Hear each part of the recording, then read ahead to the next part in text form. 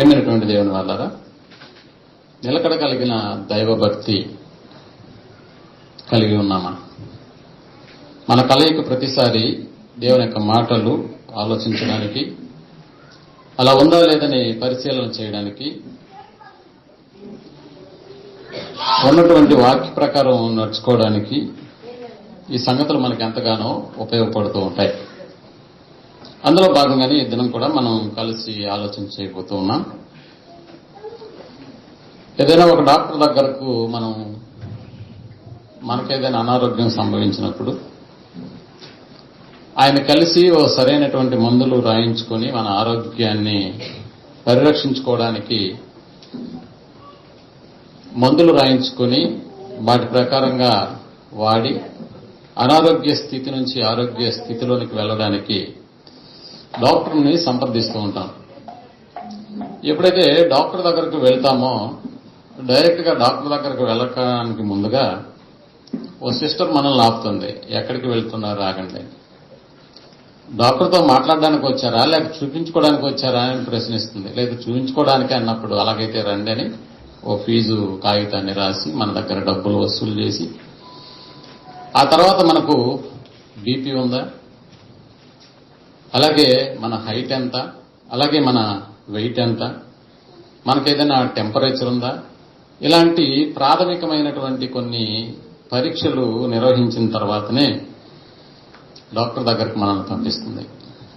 ప్రేమైనటువంటి వాళ్ళరా, ఎందుకు వీటన్నిటినీ జరిగించడం ఓ డాక్టర్ని కలవకముందే అని అంటే, ఒకవేళ ఇవన్నీ నాకు అవసరం లేదు, నేను నేరుగా డాక్టర్ దగ్గరికే వెళ్తాను అని ఒకవేళ మనం డైరెక్ట్గా వెళ్ళిపోతే డాక్టర్ మీకు టెంపరేచర్ ఎంత ఉంది అని ప్రశ్నించినప్పుడు నేను చెక్ చేసుకోలేదండి అని అంటే వెంటనే మళ్ళా బయటికి పంపిస్తాడు.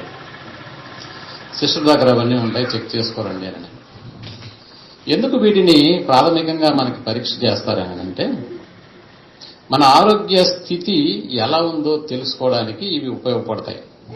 టెంపరేచరు ఉన్నప్పుడు ఒక రకమైనటువంటి ట్రీట్మెంట్ ఉంటుంది, అలాగే బీపీ ఉన్నప్పుడు ఒక రకమైనటువంటి ట్రీట్మెంట్ ఉంటుంది, అలాగే మన బరువును బట్టి మన ఎత్తును బట్టి డాక్టర్ ఇచ్చేటటువంటి ట్రీట్మెంట్ మారుతూ ఉంటుంది. ప్రియమైనటువంటి వాళ్ళరా, దేవుడు కూడా అలాంటి వాడే. ఎందుకనంటే దేవుడు మనకి సహాయం చేయాలి అని అంటే, దేవుడు మన జీవితంలోకి తొంగి చూసి మన భక్తిని బట్టి మనకు ఏదైనా అనుగ్రహించాలి అని అంటే ఖచ్చితంగా ప్రాథమికమైనటువంటి సూత్రాలను వీడు కలిగి ఉన్నాడా లేదా? అంటే ప్రాథమికమైనటువంటి సూత్రాలు అంటే ఏదో సిస్టర్ టెస్ట్ చేసినట్టుగా బీపీ లేకపోతే టెంపరేచరు లేకపోతే బరువు ఇలాంటివి కాదు ప్రియమైనటువంటి వాళ్ళు. ఇవి ఆరోగ్య పరిరక్షణకు ఎంత అవసరమో దేవుడు కూడా మన జీవితంలో మనకు జోక్యం చేసుకోవాలని అంటే కొన్ని ప్రాథమికమైనటువంటి వాటిని పరిగణలోకి తీసుకుంటాడు అన్నది వాస్తవం. ఎలాంటి వాటిని పరిగణలోకి తీసుకుంటాడు దేవుడు? మన ప్రార్థనా జీవితం ఎలా ఉంది, దేవునితో మన సహవాస సంబంధం ఎలా కొనసాగుతుంది, మనకు అనుగ్రహించబడినటువంటి సంఘ వాతావరణంతో సంఘంతో మన సహవాసం ఎలా ఉంది, వాక్యాన్ని వినడంలో మనం ఏ మేర ఆసక్తిని చూపిస్తున్నాం, లేక వాక్యాన్ని చెప్పడంలో ఏ మేర శ్రద్ధను కలిగి ఉన్నాం, అసలు సంఘానికి రావడానికి కూడా ఏ మేర ఆసక్తిని కనపరుస్తున్నాం. ప్రియమైనటువంటి వాళ్ళరా, ఇలాంటి వాటిలో మన వైఖరి ఎలా ఉందో ఓ పరిగణనలోకి తీసుకునేటటువంటి పరిస్థితి ఉంటుంది. ఇవన్నీ బాగున్నప్పుడు ఇప్పుడు మన పరిస్థితి ఏంటో ఆ పరిస్థితికి తగ్గట్టుగా దేవుడు ఎలా స్పందించాలో అన్న సంగతి ఆయన లెక్కలు వేసుకుంటాడు. నిజానికి ఇవి ఓ భక్తి కలిగినటువంటి జీవితంలో ఇవి ప్రాథమికమైనటువంటి సూత్రాలు. ఇవే ఈ ప్రాథమికంగా ఉండాల్సినటువంటి ఒక క్రైస్తవ జీవితంలో ఇవి లేకపోతే మనకున్నటువంటి భక్తి ఈ తొలి సంగతులు అనగా ప్రాథమికమైనటువంటి ఈ సంగతులలోనే మనం ఫెయిల్యూర్ అయిపోతే ఎన్ని వాక్యాలు తెలుసుకుని ఏం లాభం, ఎన్ని పాఠాలు నేర్చుకుని ఏం లాభం. ఇక్కడ మనం చేసేటటువంటి ప్రార్థన పరలోకానికి వెళ్ళనప్పుడు పరలోకానికే మన ప్రార్థన వెళ్ళనప్పుడు మనం వెళ్తామా అనేటటువంటి పరిశీలన పద్ధతి మనం అవలంబించుకోవాలి ప్రియమైనటువంటి వాళ్ళు. అందుకనే నిలకడగలిగినటువంటి దైవభక్తి, దేవుడు మన జీవితంలో, ముఖ్యంగా క్రైస్తవ జీవితాన్ని జీవించడంలో ఆసక్తి కలిగి ఈ యొక్క మార్గంలోకి ఒకప్పుడు సమాజంలో ఉన్నటువంటి మనలను అద్భుతమైన తన వాక్యం ద్వారా దేవునిలోకి తీసుకొని రాబడినటువంటి మన జీవితాలు, దేవునిలోనే నిలకడ కలిగి బ్రతకాలన్నది దేవుని యొక్క ఆలోచన. చూడండి, ఒకప్పుడు మనమంతా సమాజంలో ఉన్నటువంటి వారని, సమాజంలో ఉన్నటువంటి మనలను దేవునిలోకి తీసుకుని వచ్చింది ఏంటి అని అంటే దేవుని వాక్యం. దేవునిలోకి రాబడినటువంటి వ్యక్తి మరలా సమాజంలోకి వెళ్ళడానికి ఏమైనా కారణాలు కావాలా అని అంటే లేదు, చాలా కారణాలు అందుకు దోహదపడతాయి. ఒక దేవునిలో ఉన్నటువంటి వాడిని లోకంలోకి తీసుకెళ్లడానికి చాలా మార్గాలు మనకున్నాయి. కానీ లోకంలో ఉన్న వ్యక్తిని దేవునిలోకి తీసుకురావాలంటే దేవుని వాక్యం ఒక్కటే మనకు ఆధారం. అందుకని ప్రియమైనటువంటి వాళ్ళరా, దేవుని లోనికి వచ్చినటువంటి వాడు సమాజంలో నుంచి దేవునిలోనే నిలకడగా ఉండాలని అంటే అందుకు అవసరమైనటువంటిది దైవభక్తి, దేవుని యందు భయభక్తులు కలిగి ఉండడం. దేవుని యందు భయభక్తులు కలిగి ఉండడం వేరు, నిలకడ కలిగినటువంటి దైవభక్తిని కలిగి ఉండడం వేరు. దైవభక్తి ఇది మరణం వరకు మనం చూపించాల్సినటువంటి భక్తి దేవుని ఎడల. అందుకని ప్రేమటువంటి వాళ్ళరా, మనల్ని దేవుని యందు భయభక్తులు కలిగి జీవించడానికి అనుకూలమైనటువంటి సంగతులు ఎన్నున్నాయో వాటన్నిటినీ చాలా స్పష్టంగా మనకు అర్థమయ్యేటటువంటి రీతిలో, అర్థమయ్యేటటువంటి భాషలో దేవుడు మనకు రాయించాడు. ఎందుకంటే మనం ఏ విషయంలోనైనా స్థిరులుగా ఉండాలన్నది దేవుని యొక్క ఆలోచన. మరి ముఖ్యంగా దేవుడైనటువంటి తన పట్ల భక్తిని కలిగి ఉండి ఆ భక్తిలో మనం నిలకడగా కొనసాగాలన్నది దేవుని యొక్క ఉద్దేశం. అందుకు దేవుడు ఎన్నో సంగతులు మనకి రాసి పెట్టే ఉన్నాడు. అనేక సంగతులు దాని గురించి చెబుతూనే ఉన్నాడు. ఒకసారి చూడండి, పౌలు గారు రాసినటువంటి 1 కొరింథీయులకు రాసిన పత్రిక 15వ అధ్యాయం 58వ వచనాన్ని మనం ఆలోచించగలిగితే, కొరింథీయులకు రాసిన మొదటి పత్రిక 15వ అధ్యాయం 58వ వచనాన్ని మనం ఆలోచించగలిగితే, కాగా నా ప్రియ సహోదరులారా, మీ ప్రయాసము ప్రభువునందు వ్యర్థము కాదు అని ఎరిగి, అదిగో ఎలా ఉండాలంట, మనం పడేటటువంటి ప్రయాస ప్రభువునందు పడేటటువంటి ప్రయాస, లోకమనేటటువంటి ఆదామునందు అనేటటువంటి పరిధిలో నుండి ఇదిగో దేవుని యందు అనగా క్రీస్తు నందు అనేటటువంటి సంఘ పరిధిలోకి వచ్చిన తరువాత అక్కడ ఉన్నటువంటి పరిస్థితి, నువ్వు జరిగించేటటువంటి దేవుని కార్యక్రమము ఏదైనా కూడా ప్రభువునందు వ్యర్థము కాదు అని ఎరిగి, ఎలా ఉండంట, స్థిరులును కదలని వారును ప్రభు యొక్క కార్యాభివృద్ధి యందు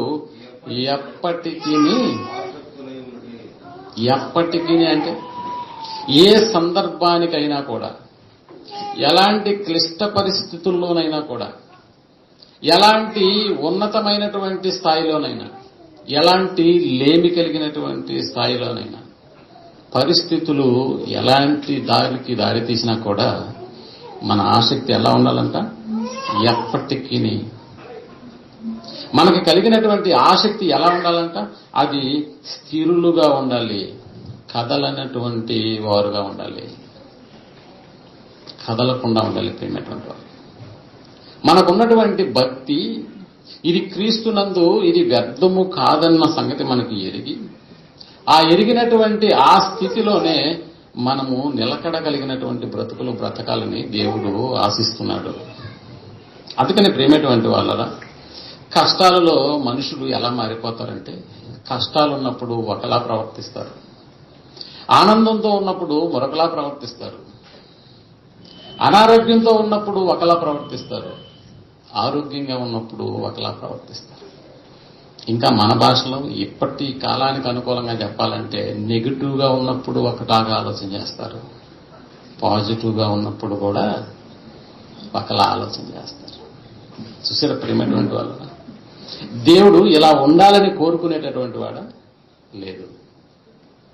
అందుకే కార్యాభివృద్ధి యందు, ప్రభు యొక్క కార్యాభివృద్ధి యందు ఎప్పటికీ ఆసక్తులై ఉండండి అన్నాడు. ఎప్పటికీ అని అంటే ఏ స్థితిలో ఉన్నటువంటి స్థితి అయినా కూడా అది పాజిటివా, కదలనటువంటి స్థితి, అది నెగిటివా, స్థిరపడినట్టు నిలకడ కలిగినటువంటి స్థితి, అనారోగ్యమా, ఆరోగ్యమా, ఏదైనా కూడా ప్రేమైనటువంటి వాళ్ళు.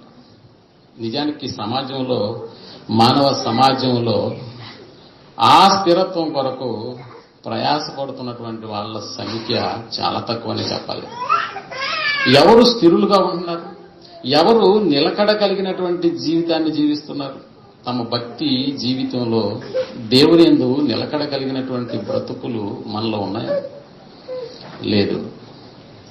కాలాన్ని బట్టి వాతావరణం ఎలా మారుతుందో, ఎండాకాలం వేడిగా, శీతాకాలంలో చలిగా, వర్షాకాలంలో తడిగా ఎలా కాలాలు మారుతుంటాయో మన బ్రతుకులో కూడా దేవుని యందు భక్తి అలానే మారుతుంది ప్రియమైనటువంటి. ఆనందంగా ఉన్నప్పుడు నువ్వే దేవుడా అని అంటావు, కష్టాలలోకి రాగానే నువ్వేం దేవుడివి అని అంటావు. ఇది నిలకడగా ఉండేటటువంటి స్థితి కాదు. అందుకనే దైవ భక్తి యందు మనం ఎలా ఉండాలని అంటే నిలకడ కలిగినటువంటి జీవితాలు కలిగి ఉండాలి. ఒకప్పుడు చూడండి, ఒక ఫంక్షన్ చేయాలని అంటే, ఓ పెళ్లి చేయాలని అంటే దాదాపుగా 3, 4, 5 రోజులు పెళ్లి తంతు జరిగేది.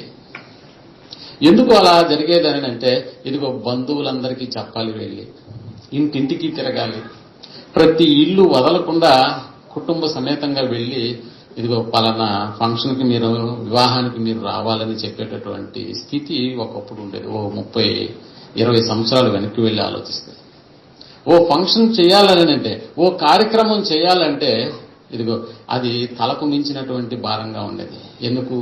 ఎక్కడో పైన సర్దినటువంటి సామాన్లు తీయాలి, వాటిని శుభ్రంగా తోముకోవాలి, ఇదిగో కార్యక్రమానికి వాటిని ఉపయోగించాలి, ఉపయోగించిన తర్వాత మరలా వాటిని ఏం చేయాలి, శుభ్రంగా అన్నిటినీ కడుక్కోవాలి, తోముకోవాలి, వాటిని గుడ్డతో తుడుచుకోవాలి, మరలా తీసి అటక మీద పెట్టాలి. మీరు బాగా గమనిస్తే ఓ 20 సంవత్సరాలు వెనక్కి వెళ్ళి ఓ చికెన్ తినాలన్న ఆలోచన ఒకవేళ మీకుంటే ముందుగానే ఆ ఊర్లో కోళ్లు ఎవరి దగ్గర ఉన్నాయో వాడికి వాకప్ చేయాలి. మనం ఇదిగో రేపు మాకు నీ కోడి కావాలి, ఇస్తావా అన్నప్పుడు వాడు కోళ్ళు ఇప్పుడు బయటికి వెళ్ళిపోయాయి, సాయంత్రానికి అవి ఎలాగో ఇంటికి వస్తాయి కాబట్టి మీకు ఏ కోడి కావాలో వాటిని గంపలోనే అలా పెట్టి ఉంచేస్తాము, తెల్లారి రండి అని చెప్పేవాడు. ఆ తర్వాత తెల్లారి వెళ్ళగానే నైట్కి వచ్చినటువంటి కోళ్ళన్నీ వాడు గంపలో పెట్టి ఆ తర్వాత మనకు వాటిని ఇస్తాడు. మనం వాటిని తీసుకెళ్లి ఇదిగో జాగ్రత్తగా వాటి పీక కోసి తోలు వలిసేసి వాటిని కాల్చి, ఎంత తంతు ప్రియమైనటువంటి వాళ్ళరా. ఇప్పుడు ఓ ఫంక్షన్ చేయాలన్నా, ఓ చికెన్ తినాలన్నా కూడా నీకు ఎన్ని కేజీలు కావాలి, ఎలాంటి మాంసం కావాలి చూసారు. అంటే ఎలా తయారైపోయింది ఈ రోజు అని అంటే, వస్తువులన్నీ కూడా రెడీమేడ్ అయిపోయాయి. ఇదిగో ఇప్పుడు ఫంక్షన్ చేయాలంటే తలకు మించిన భారమా? నీ దగ్గర డబ్బులు ఉండాలే కానీ ఎంత సునాయాసంగా ఆ ఫంక్షన్ వెళ్ళిపోతున్నానంటే, ఇదిగో చుట్టుపక్కల వారిని పిలిచి వారిని పనిలో సహాయం చేయవలసినటువంటి అవసరత అంతకంటే లేదు. ఒకప్పుడు గ్లాసులు కడగాలంటేనే ఓ పని మనిషి దాని కొరకు సిద్ధంగా ఉండాలి. ఈరోజు గ్లాసులు, ఒకప్పుడు ప్లేట్లు కడగాలంటేనే మనుషులు ఇద్దరు దాని కొరకు ఉండాలి. ఇదిగో వడ్డిస్తున్నప్పుడు ప్లేట్లు అయిపోయాను, ఒక అరగంట సేపు ఆగండి, ఈ లోపల కడుగుతారు అనేటటువంటి మాట. కానీ ఇప్పుడు ఒక 5 నిమిషాలు ఆగండి, నువ్వు వెళ్ళి తొందరగా ప్లేట్లు తీసుకొచ్చి అంట. 1 కావాలా 2 కావాలి. ప్రియమైనటువంటి వాళ్ళరా, ఒకప్పుడు ఉన్నటువంటి పరిస్థితి ఇప్పుడు లేదు అని అనుకుంటున్నామని అంటే, వస్తువులను మనం ఏం చేస్తున్నామని అంటే వాడేసి వాటిని వదిలేస్తూ ఉన్నాము. వాడుకుని వాటిని ఏం చేస్తున్నామని అంటే పారేసేటటువంటి పరిస్థితి ఉంది. అంటే వస్తువులను వాడుకొని వాటి అవసరత తీరిన తర్వాత వాటిని ఏం చేస్తున్నాం, పారేస్తున్నాను. ప్రియమైనటువంటి వాళ్ళరా, నేడు మానవ సంబంధాలు ఎలా తయారైపోయినాయంటే మనుషులను కూడా మనిషి వాడుకొని ఆ వాడుకున్న తర్వాత వాని యొక్క అవసరం తీరిపోయిన తర్వాత అదే మనిషిని ఏం చేస్తున్నామని అంటే వదిలేస్తూ ఉన్నాను. అప్పుడప్పుడు చూడండి, ఎప్పుడు మనకి ఫోన్ చేయనటువంటి ఒకడు ఫోన్ చేశాడు అనుకోండి, వాడి పేరు నంబరు మనకి సెల్ ఫోన్లో పడినప్పుడు అబ్బా వీడు అవసరమైతే గాని మనకి ఫోన్ చేయడు అన్న మాటలు మనం అనుకుంటూ ఉంటాం. అనుకోవడం మాత్రమే కాదు, అప్పుడప్పుడు మనం అనేస్తూ ఉంటాం, ఇప్పుడు నేను జ్ఞాపకం వచ్చానా, అంటే ఈ మధ్య అంతా నాతో పని లేదు కాబట్టి నేను జ్ఞాపకం రాలేదు, ఇప్పుడు నేను జ్ఞాపకం వచ్చానా అనేటటువంటి ప్రశ్నను వాటితోనే డైరెక్ట్ గా మనం అనేస్తూ ఉంటాం. ప్రియమైనటువంటి వాళ్ళ మనుషులను వారి దగ్గర నుంచి వచ్చేటటువంటి ఆ సహాయం నుండి పొందిన తర్వాత వారిని వదిలేసినా ఇబ్బంది ఏమీ లేదు. కానీ దేవుని దగ్గర నుండి ఏదైనా సహాయం వచ్చినప్పుడు దాన్ని పొందుకున్న తర్వాత దేవుణ్ణే వదిలేసేటటువంటి పరిస్థితి ఈనాడు మనుషులలో తయారైపోయిందంటే ఆలోచించేయండి. దేవుడు ఈ స్థితిని కలిగినటువంటి మనుషుల పట్ల ఆనందంతో ఉంటాడు, దుఃఖంతో ఉంటాడా? ప్రేమటువంటి వాళ్ళు అవసరం వచ్చిందా దేవుడా నువ్వే అనేటటువంటి పరిస్థితి. అవసరం వస్తే దేవుడా నువ్వే. మరి తీరా అవసరం తీరిపోయిన తర్వాత ఆలోచించేయండి ప్రేమటువంటి. అవసరం తీరిపోయిన తర్వాత దేవుడు అవసరం లేదా మనకి? అంటే అవసరానికి భక్తి, ఆ అవసరం తీరిన తర్వాత భక్తి లేనటువంటి విధానం. అందుకే నిలకడ కలిగినటువంటి భక్తి మనలో ఉందా? నిలకడ కలిగినటువంటి భక్తి.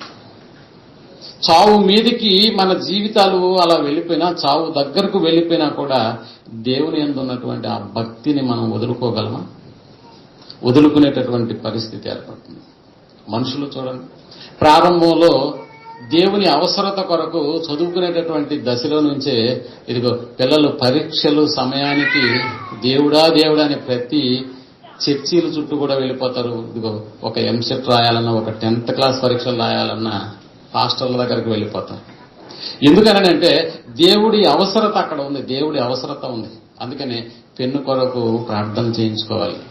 పెన్ను కొరకు ప్రార్థన, అవును, ఎందుకంటే ఆ పెన్నుతోనే తాను రాస్తాడు కాబట్టి ఇదిగో పెన్ను కొరకు ప్రార్థన చేసి పంపిస్తున్నటువంటి ఆలయాలు లేవా అంటే ఉన్నాయి. హైందవ సోదరులు అయితే ఇదిగో అట్ట కూడా తీసుకెళ్లి ఆ దేవత ముందు పెట్టేసి, హాల్ టికెట్ తీసుకెళ్లి ఆమెకి చూపించేసేసి, ఆమె పాదాల చెంత దాన్ని తాకించేసేసి ఆ తర్వాత ఎగ్జామ్స్కి వెళ్ళిపోయేటటువంటి పరిస్థితి. అంటే ఓ పరీక్షలలో దేవుని అవసరమా? ఆ తర్వాత దేవుడు ఎలాగూ నీ అవసరతను గమనించి ఏదో నిన్ను పాస్ చేసిన తర్వాత ఇక దేవుడు అవసరం లేదా అంటే లేదు. మరలా ఎప్పుడుకోగానే దేవుడు జ్ఞాపకం రాడు. నువ్వు చదివినటువంటి చదువుకు, ఆ తర్వాత నువ్వు వెతుక్కునేటటువంటి ఉద్యోగానికి మరలా ఎవరు అవసరమవుతారు? ఇప్పుడు దేవుడు. ఇప్పుడు మరలా దేవుడా నువ్వే నాకు కావాలి. ఎంతకు కావాలంటే నాకు ఉద్యోగం ఇప్పించేంత వరకు నువ్వే. అందుకనే కనిపించిన పాస్టర్నల్లా మనం ఏమడుగుతుంటాం, ఇదిగో మా అబ్బాయి ఇంతవరకు చదువుకున్నాడు, మా అమ్మాయి ఇంతవరకు చదువుకున్నాడు, ఇప్పుడు అవసరమైంది ఏంటి అని అంటే ఉద్యోగం. మీరు కూడా ప్రార్థన చేయండి పాస్టర్. ఇప్పుడు అవసరమా? అవును. తీరా దేవుడు కూడా ఉద్యోగాన్ని ఇచ్చిన తర్వాత మరలా కనిపిస్తాడా అని అంటే లేదు. ఆదివారం వచ్చింది, దేవుణ్ణి ఆరాధించేటటువంటి స్థితి ఉంది అని అన్నప్పుడు ఎందుకు రాలేదని అంటే ఏం చెప్తారో తెలుసా? ఉద్యోగం కదా, ఉద్యోగం కదా, బాధ్యత కదా అనేటటువంటి పరిస్థితిలోకి దేవుణ్ణి పక్కన పెట్టేస్తారు ప్రేమటువంటి వారు. ఆ తర్వాత ఎలాగూ ఉద్యోగం వచ్చింది కాబట్టి ఇప్పుడు నెక్స్ట్ టార్గెట్ ఏంటి? పెళ్లి. చూసారా? ఇప్పుడు పెళ్లిలో కూడా దేవుని అవసరత కావాలి. ఎలాంటి భార్య కావాలని? గుణవతి అయిన భార్య. చూసారా? మళ్ళా దేవుని కొరకు వెతుకులాట, మళ్ళా దేవుని యొక్క సహాయం కొరకు ఆరాటం. పోనీ భార్య దొరికింది. ప్రియమైనటువంటి వాళ్ళరా, దేవుని యొక్క ఆలోచన చూడండి. ఓ చదువులో నీకు సహాయం చేస్తే అక్కడ స్థిరపడతావేమోనన్న ఆలోచన. అందుకనే నీకు సహాయం చేస్తున్నాడు. ఓ ఉద్యోగ బాధ్యతల్లో కూడా నీకు సహాయం చేస్తే నీకు అక్కడ కూడా స్థిరత్వం ఏమన్నా లభిస్తుందో ఏమోనన్న ఆశ. అలాగే ఓ వివాహపు వ్యవస్థలో కూడా నువ్వు కోరుకున్న విధంగా, నువ్వు కోరుకున్నటువంటి మంచి కట్నం ఇచ్చే అమ్మాయిని దయచేస్తే అబ్బా దేవుడు దేవుడే అన్న ఆలోచనతో ఆ కాస్త వివాహమైన తర్వాత ఓ 2 సంవత్సరాలు 3 సంవత్సరాలు మళ్ళా దేవుని గురించినటువంటి ఆలోచనే ఉండదు. ఏంటి చర్చికి రావట్లేదు, ఏంటి క్లాసులకు రావట్లేదంటే నాకు కొత్తగా వివాహమైంది. చూసారా, మనకి ఉపమానాల్లో చెప్పబడినటువంటి సాకు మనకి ఉపయోగపడుతుంది. దేవుడు ఏమైనా, భక్తి ఏమైంది ప్రేమటువంటి వాళ్ళ. అందుకని ఆ తర్వాత మళ్ళా ఓ 5 ఏళ్లు అలా వైవాహిక జీవితంలో గడిచిన తర్వాత ఇప్పుడు పిల్లల అవసరత ఏర్పడింది. మరలా ఎవరు కావాలి? మరలా దేవుడు. చూసారా, ఇప్పుడు మరలా దేవుని దగ్గరకు రావాలి. దేవుడా మరలా నువ్వే. ఎందుకు?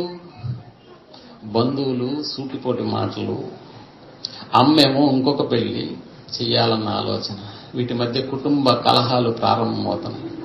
అందుకని మరలా ఇప్పుడు ఎవరు కావాలి? మరలా దేవుడే కావాలి. పోనీ ఈ స్టేజ్లోనైనా వీడికి పిల్లలను అనుగ్రహిస్తే ఇదిగో నీ కొరకే బ్రతికిస్తాను వాళ్ళని, నీ కొరకే పెంచుతాననేటటువంటి మాట అక్కడ బయలుదేరుతుంది. తీరా దేవుడు పిల్లల్నిచ్చిన తర్వాత పరిస్థితులు మారిపోతాయి. అప్పుడు ఏమంటాడు?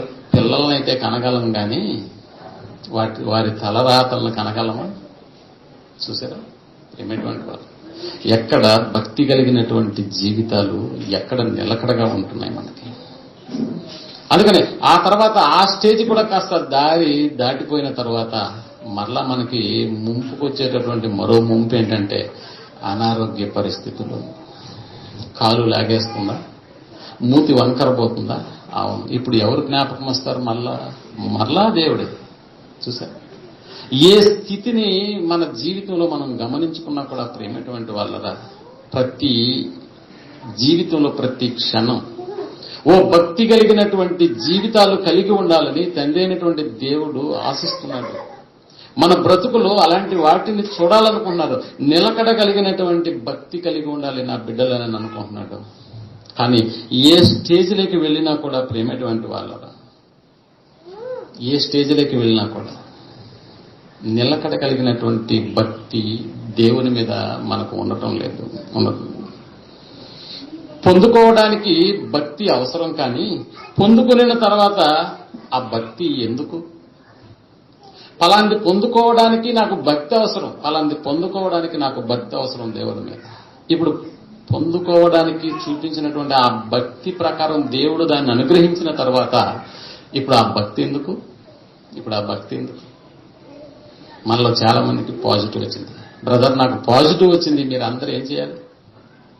మరి నెగిటివ్ వచ్చినప్పుడు దేవుని సముఖంలో కనిపించాలన్న ఆలోచన లేదా? ఆలోచించేయండి ప్రేమటువంటి వాళ్ళ. మన అపాయం మీద, మన జీవితాల అపాయంలోకి వెళ్ళిపోయినప్పుడు దేవుడు కావాలి. అపాయం కాస్త దూరం అయిపోయినప్పుడు దేవుడు అవసరం లేదా? ఎలాంటి భక్తిని కలిగి ఉన్నాం అంటే అవసరం తీరేదాకా దేవుడు, అవసరం తీరిన తర్వాత ఆ దేవుడు అవసరం లేదా? ప్రేమటువంటి వాళ్ళ. అందుకనే అవసరం తీరిన తర్వాత కూడా ఓ భక్తి కలిగినటువంటి జీవితాన్ని కలిగి ఉండాలని పౌలు హెచ్చరిక చేస్తున్నాడు. అందుకనే చూడండి, తిమోతికి రాసి మనం చదువుకున్నటువంటి లేఖన భాగం 6వ అధ్యాయం 5వ వచనాన్ని మనం ఆలోచించగలం. తిమోతికి రాసిన మొదటి పత్రిక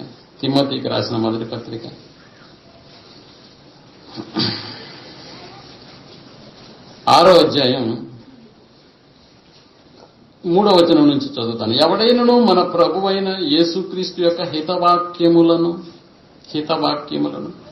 దైవభక్తికి అనుగుణ్యమైన బోధను అంగీకరింపక దైవభక్తికి అనుకూలమైన బోధను అంగీకరించకుండా ఉండేటటువంటి పరిస్థితి. ఇది దేవుని యందు మనకి భక్తిని కలిగించేటటువంటి బోధే కదా.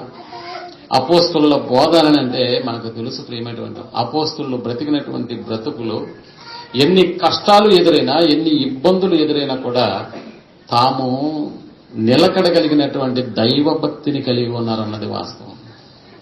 అందుకనే రాయిస్తూ దైవ భక్తికి అనుగుణ్యమైనటువంటి బోధను అంగీకరింపక భిన్నమైన బోధను ఉపదేశించిన ఎడల వాడు ఏమీ ఎరుగక తర్కములను గూర్చియు వాగ్వాగ్వములను గూర్చియు వ్యర్థముగా ప్రయాసపడుచు గర్వాంధుడగుతాడు. దైవ భక్తికి అనుకూలమైన బోధను బోధించినటువంటి వాడు ఎవడైతే ఉన్నాడో వాడు ఆ బోధ విషయంలో గర్వాంధుడగుతాడు. వీటి మూలముగా దైవ భక్తిని పెంపొందించేటటువంటి మాటలు నువ్వు నేర్చుకోకపోతే, దైవ భక్తికి అనుకూలమైనటువంటి బోధలు నువ్వు వినకపోతే వాటి పర్యవసానం ఎలా ఉంటుందో తెలుసా? అసూయ, కలహము, దూషణలను, దుర్మానములను, చెడిపోయిన మనస్సు కలిగి వాటి ద్వారా ఏమొస్తుంది మనకని అంటే, దైవ భక్తికి అనుకూలమైనటువంటి బోధను నువ్వు వినకపోవడం వల్ల చెడిపోయినటువంటి మనస్సు, సత్యహీనులై అన్నాడు. అంటే సత్యమును కూడా అంగీకరించినటువంటి స్థితి. సత్యము అని అంటే వాక్యమునకు కూడా నువ్వు తలవగ్గనటువంటి పరిస్థితి. సత్యహీనులై దైవ భక్తి లాభ సాధనమనుకును మనుష్యుల వ్యర్థ వివాదములను కలుగుచున్నవి. చెడిపోయినటువంటి మనస్సు కలిగినటువంటి స్థితిలోనికి వెళ్ళిపోతాం ప్రియమైనటువంటి వాళ్ళు. సత్యహీనమైనటువంటి దశలోనికి వెళ్ళిపోతాం. ఎప్పుడని అంటే ఇదిగో అవసరానికి దేవుడు అనేటటువంటి స్థితి వచ్చినప్పుడు. ఓ అవసరత తీరింది, ఓ పొందుకోవడానికి, దేవుని దగ్గర నుంచి పొందుకోవడానికి అప్పుడప్పుడు చూడండి, ఏదైనా మనిషితో మనకు అవసరమైనప్పుడు ఓ వారం 10 రోజుల ముందు నుంచే ఫోన్ చేసి ఊరికే చేశాను గొంతు విందామని, చాలా రోజులైంది కదా మాట్లాడాను. కారణం ఏంటంటే ఏదో ఒక అవసరత అతని దగ్గర నుంచి నువ్వు పొందుకోవడానికి, ఏదో ఒక అవసరత పొందుకోవడానికి భక్తిని కనపరుస్తాం, పొందుకోవడానికి పరిచయాలను ఇంకా పెంచుకుంటాం ప్రియమైనటువంటి వాడు. దీనివల్ల ఏమైపోతుంది? చెడిపోయినటువంటి మనస్సు చెడిపోతుంది, సత్యహీనులుగా మారిపోయేటటువంటి పరిస్థితి ఏర్పడుతుంది. ఇప్పుడు భక్తి ఎలా దారి తీస్తుందో తెలుసా?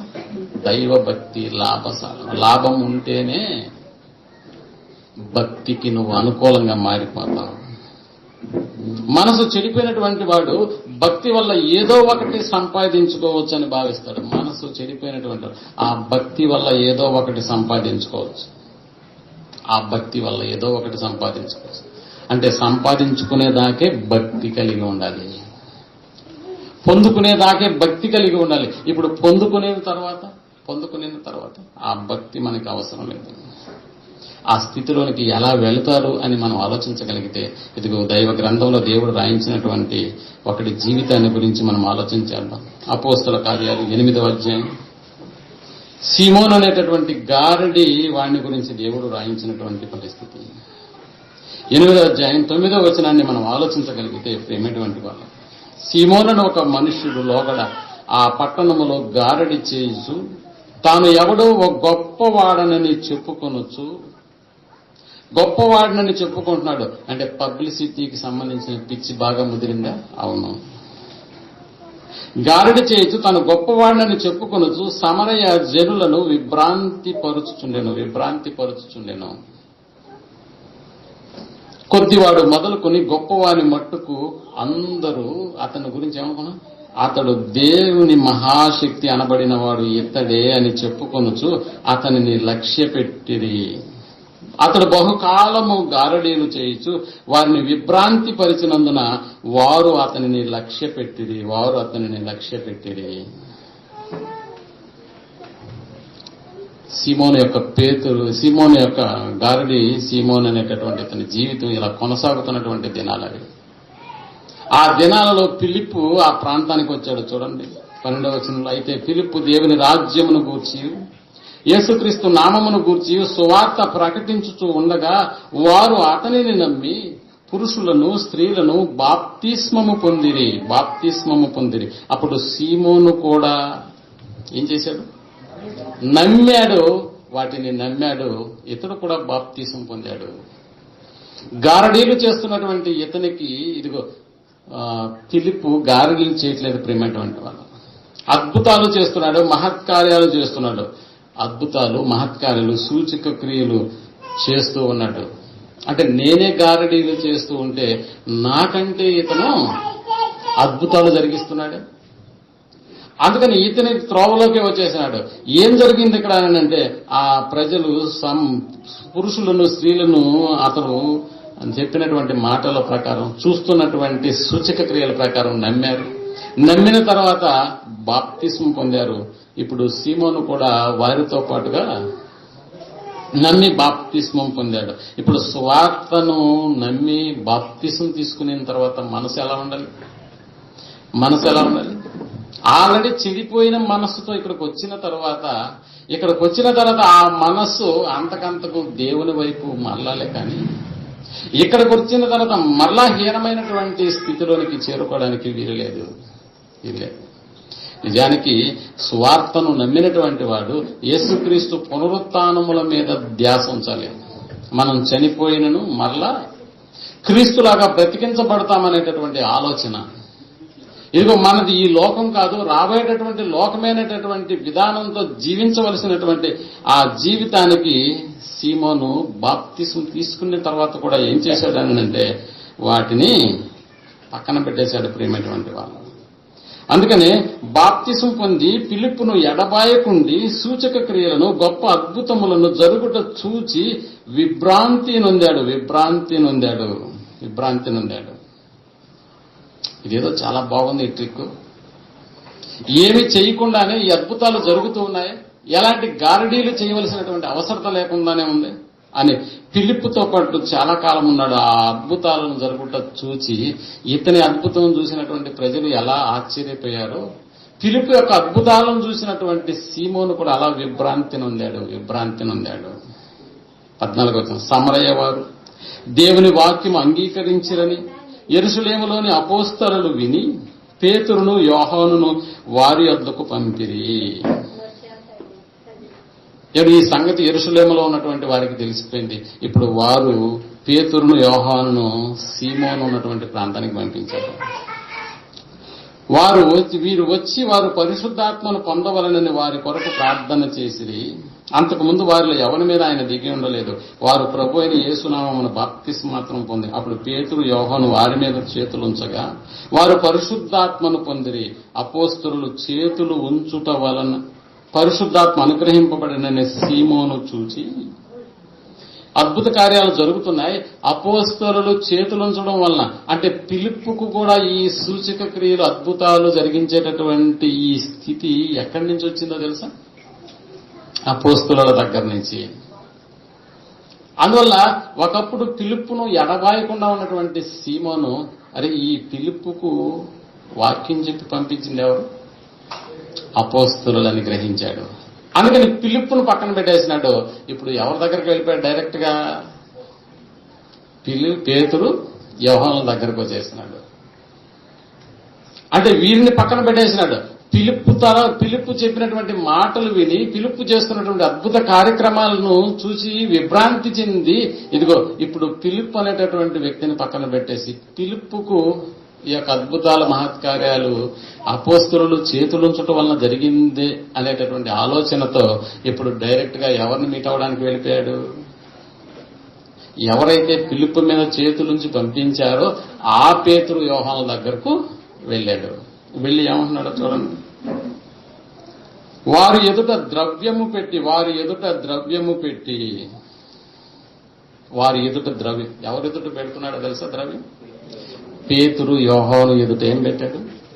డబ్బు పెట్టాడు. ప్రియమైన పోనీ ఎంత డబ్బు పెట్టుంటాడు సీమోను? పేతురు ఎదుట లేకపోతే యోహాను గారి ఎదుట ఎంత డబ్బు పెట్టుంటాడు? పేతురు యోహాను ఎదుట ద్రవ్యము పెట్టి, ఇదిగో నేను ఎవరి మీద చేతులుంచుతున్నా వాడు పరిశుద్ధాత్మను పొందినట్టు ఈ అధికారము నాకు ఇయ్యుడి, ఈ అధికారము నాకు ఇవ్వండి. మీరు ఎక్కడి నుంచి వచ్చారు? ఇప్పుడు మీరు ఎక్కడి నుంచి వచ్చారు? ఏరియాకి యెరూషలేము నుంచి కదా మీరు వచ్చారు. యెరూషలేము నుంచి సమరయ ప్రాంతానికి మీరు మళ్ళా రావాల్సిన అవసరం లేదు. ఇప్పుడు నాకు ఈ డబ్బు తీసుకుని మీరేమి ఇవ్వాలి? ఈ అధికారం ఇవ్వండి. ఈ అధికారం అంటే మీరు మరలా ఇంత దూరం వచ్చి మీరు చేతులు పెట్టి ప్రార్థన చేసి పరిశుద్ధాత్మను దింపాల్సిన అవసరం, ఆ కార్యక్రమం అంతా ఈ ఏరియాకి నాకు ఈ హక్కులు ఇచ్చేసేయండి. ద్రవ్యము పెట్టి డబ్బు పెట్టి. ప్రేమటువంటి వాళ్ళ పేతురు చరిత్ర తెలియదు సీమోనుకి. నిజానికి పేతురు హిస్టరీ ఏంటనంటే ఏమంటాడు, ఒకనాడు యేసు ప్రభువులతో పాటు ఆయన ట్రైనింగ్ తీసుకున్నటువంటి కాలాలలో పేతురు యొక్క పరిస్థితి ఏంటో మనకు బాగా తెలుసు. పేతురు ఎలాంటి వాడు, ఏ పని చేసుకునేవాడు అని అంటే జాలది, చేపలు పట్టేటటువంటి వాడు. ఇదిగో పేతురు, ఇప్పటి వరకు నువ్వు చేపలను పట్టావు, నువ్వు నన్ను వెంబడిస్తే మనుషులను పట్టు జాలరుగా నిన్ను చేస్తానన్నాడా. అందుకనే ఆ రోజు నుంచి పేతురు సమస్తమును విడిచిపెట్టి ఎవరిని వెంబడించాడు? అలాంటి పేతురు దగ్గర ఇప్పుడు ఏం పెడుతున్నాడు తెలుసా సీమోను? ద్రవ్యము పెట్టి ఆ ద్రవ్యం చూడంగానే నవ్వుకుని ఉంటాడు పేతురు. ఎక్కడ తెలుసా? ఒరే సీమోను, మేము మాకున్నది దాంట్లో నుంచి వదిలిపెట్టిన దాంతో ఇది ఎంత? మేము మాకున్న వాటిని అన్నింటినీ మేమేం చేశామో తెలుసా? దేవుని కొరకు. ఓనాడు యేసు దగ్గరకు వచ్చి ఏమన్నాడు పేతురు? ప్రభువా, మేము సమస్తమును విడిచిపెట్టి నిన్ను వెంబడిస్తున్నాం, సమస్తమును విడిచిపెట్టి నిన్ను వెంబడిస్తున్నాం. సీమోన్ ఏమంటున్నాడో తెలుసు అక్కడికి వచ్చి? ఇదిగో ఈ ద్రవ్యం తీసుకుని ఈ ఏరియా హక్కులంతా నాకు ఇచ్చేసింది, మీరు మళ్ళా యెరూషలేము దగ్గర నుంచి రావాల్సినటువంటి అవసరం, ఈ డబ్బు తీసుకోండి అని. ప్రియమైనటువంటి ఓ పేతురు కానివ్వండి, యోహాను కానివ్వండి, అపోస్తలులు కానివ్వండి, ప్రవక్తల జీవితాల్లో డబ్బు మీద వారికి ఆశ లేదు. ప్రియమైనటువంటి వాళ్ళు దేవుడుంటే చాలని అనుకుంటున్నారు, దేవుడుంటే చాలనుకున్నారు. ఏ స్థితిలో? డబ్బు కలిగినటువంటి స్థితిలోనైనా, డబ్బు లేనటువంటి స్థితిలోనైనా కూడా దేవుడే మాకు అని. అందుకనే చెప్తున్నారు, ఇదిగో ద్రవ్యమిచ్చి నువ్వు దేవుని వరమును సంపాదించుకుందునని తలంచుకొనినందున నీ వెండి నీతో కూడా నశించును కాగా నీ హృదయము దేవుని ఎదుట సరి అయినది కాదు. నీ హృదయము దేవుని ఎదుట సరి అయినది కాదు కనుక ఈ కార్యమందు నీకు పాలు పంపులు లేవు. కాబట్టి నీ చెడుతనమును మానుకొని మారు మనస్సు పొంది ప్రభువును వేడుకో. మారు మనస్సును పొంది. నీ మనస్సు ఏమైపోయిందో తెలుసా? చెడిపోయింది. లాభం ఉంటేనే నువ్వు ఏం కలిగి ఉండాలనుకుంటున్నావు? భక్తి కలిగి ఉండాలనుకున్నావు. లాభం ఉంటేనే భక్తి కలిగి ఉండాలనుకున్నావు. అందుకని నీ హృదయం ఏమైపోయిందో తెలుసా? కాబట్టి ఈ నీ చెడుతనమును మానుకొని మారు మనస్సు నుండి ప్రభువును వేడుకొనుము. ఒకవేళ నీ హృదయాలోచన క్షమించబడవచ్చును. ఆప్షన్ చెప్తున్నాడు. ఇది క్షమించేటటువంటి విధానం కాదు సీమోను, క్షమించబడవచ్చు లేక క్షమించబడకపోవచ్చు కూడా. అది దేవుని ఆధీనంలో ఉంది. ఎందుకనంటే నీ మనస్సు చెడిపోయి ఉంది. నీ హృదయ ఆలోచన సరైనటువంటిది కాదు. ఒకసారి నమ్మి బాప్తిస్మము పొంది ఈ మార్గంలోనికి వచ్చిన తర్వాత దేవుని యొక్క ఆత్మను నువ్వు ద్రవ్యమిచ్చి సంపాదించుకొని, అంటే ఈ భక్తి లాభం కొరకైనా నువ్వు చూసుకుంటున్నావని అంటే ఈ నీ హృదయాలోచన సరైనటువంటిది కాదు. అందుకని ప్రభువును వేడుకో. నీవు ఘోర దుష్టత్వములోను దుర్నీతి బంధకములలోను ఉన్నట్టు నాకు కనబడుతుంది అని.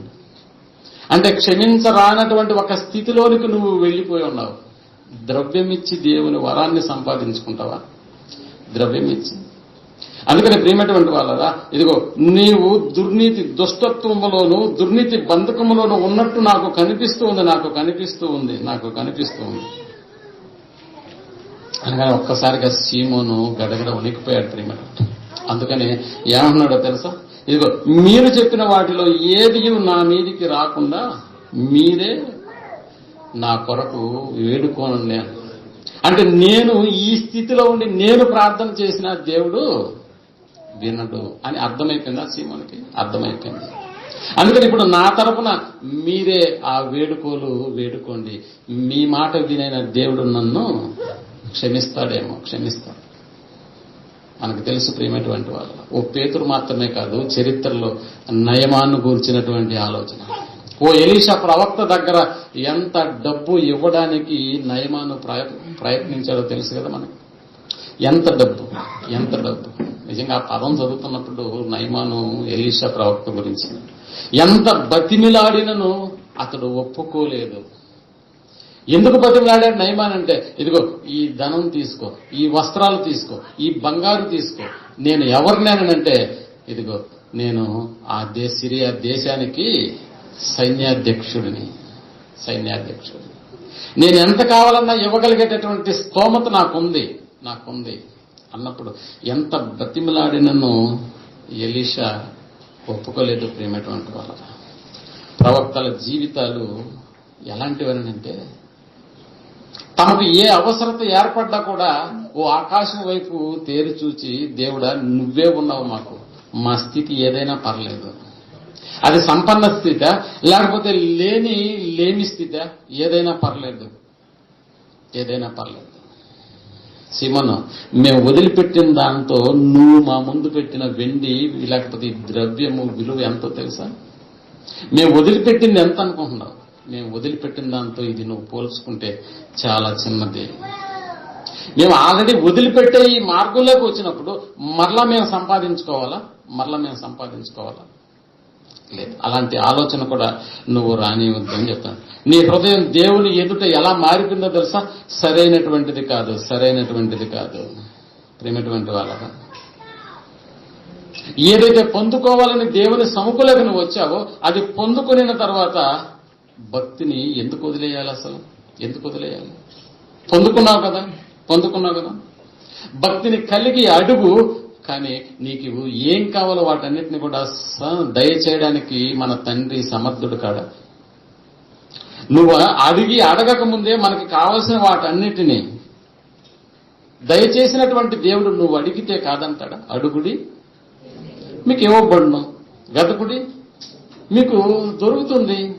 చూసారా ప్రేమటువంటి అవసరం తీరిన తర్వాత దేవుణ్ణి వదిలిపెట్టడం అనేది సరైన పద్ధతి అంటారా? అందుకనే నిలకడ కలిగినటువంటి దైవ భక్తి, మనకు దేవుని మీద ఉన్నటువంటి భక్తి అది నిలకడ కలిగిందిగా మారిందా? నిలకడ కలిగిందిగా ఉందా? భక్తి అనేటటువంటి ప్రేమటువంటి వాళ్ళరా అది నిరంతరము కొనసాగించేదిగా ఉండాలి. నిరంతరం ఎల్లప్పుడూ ప్రభు కార్యాభివృద్ధి అందు ఆసక్తులై ఉండనంటే ఎల్లప్పుడూనా? అవును, ఎల్లప్పుడూ. అందుకనే చెబుతూ తిమోతికి 6వ అధ్యాయం 6వ వచనంలో తిమోతికి రాసిన పత్రిక, మొదటి పత్రిక, మనలో ఇంతకు ముందు చదువుకున్నటువంటి లేఖన భాగం 6వ అధ్యాయం 6వ వచనంలో పౌలు గారు చెబుతున్నటువంటి మాట సంతుష్టి సహితమైన దైవ భక్తి గొప్ప లాభ సాధనం. మామూలుగా లాభం వేరే ప్రేమటువంటి వాళ్ళ గొప్ప లాభం అన్నాడు. సంతుష్టి సహితమైన దైవ భక్తి అన్న సంతుష్టి అంటే సంపూర్ణమైనటువంటి ఒక స్థితి, ఆనందకరమైనటువంటి ఒక పరిస్థితి. సంతుష్టి సహితమైన దైవభక్తి, సంతృప్తి కలిగినటువంటి దైవభక్తి. ఎలా ఉంటుందంట?